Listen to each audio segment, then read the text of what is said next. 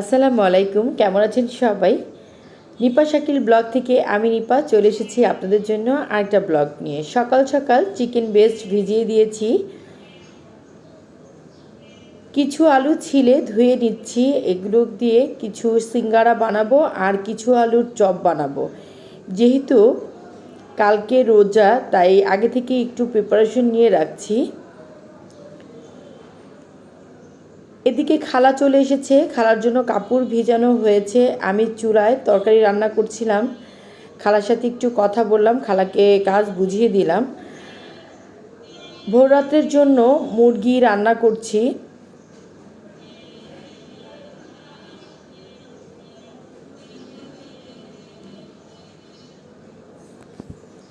খালা ছাদে কাপড় শুকা দিচ্ছিল, আমি সেটারই ভিডিও নিলাম আর খালাকে বলছিলাম এভাবে এভাবে করে কাপড়গুলো এক সাইড ধরে শুকা দেওয়ার জন্য।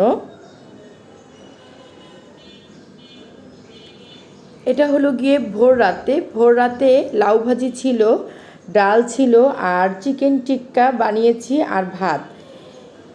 ভোর রাতে দেখেছিলেন আমি চিকেন স্টু বানিয়েছি, কিন্তু কেউ স্টু খাবে না, তাই আবার চিকেন টিক্কা করতে হলো। সবাই একসাথে সেহরি খেতে বসে গিয়েছি। আপনার ভাইয়া প্রায় সেহরি খায় না, আমি, বাচ্চারা আর হলো গিয়ে আমার বোন, আমরা তিনজনই বেশিরভাগ সেহরি খাই। ও বেশিরভাগই সেহরি খায় না, তো আজকে প্রথম সেহরি আমাদের সাথে খেতে বসে গেল। সবাই প্লেট নিয়ে নিচ্ছে। সেহরি খেয়ে নামাজ পড়ে তারপর একবারে ঘুমাবো। আজকের ইফতারগুলো এগুলো সবই আমি আগে থেকে বানিয়ে ফ্রোজেন করে রেখেছি, কারণ রোজার দিনে এত ইফতার বানাতে গেলে এবাদতে খুব সমস্যা হয়ে যায়। এই তো পেঁয়াজু বানাবো, পেঁয়াজুটাকেও মেখে নিব। মুড়ি ভর্তার বলটাও রেডি করে ফেললাম। এদিকে আমি পুরি ভাজছিলাম, আলু পুরি। আমি 15-20 দিন করে ইফতার বানিয়েছি, মাঝে আবারও বানিয়ে ফ্রোজেন করে রেখে দিব। সিঙ্গারা ভেজে তুলে নিয়েছি, ডোনাট কাবাবগুলো ভাজা হচ্ছে।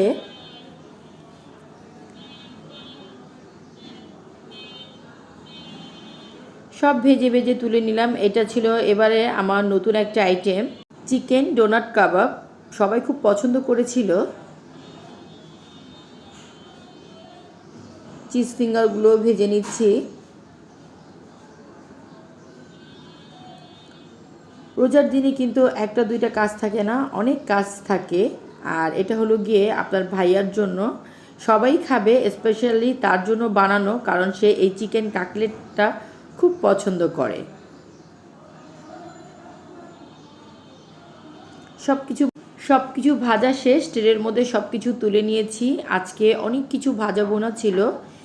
স্পেশাল স্পেশাল জিলাপি ছিল ঘিয়ের, এটা বানিয়ে এনে তারপরে উপরে ঘি ছিটিয়ে দিয়েছি।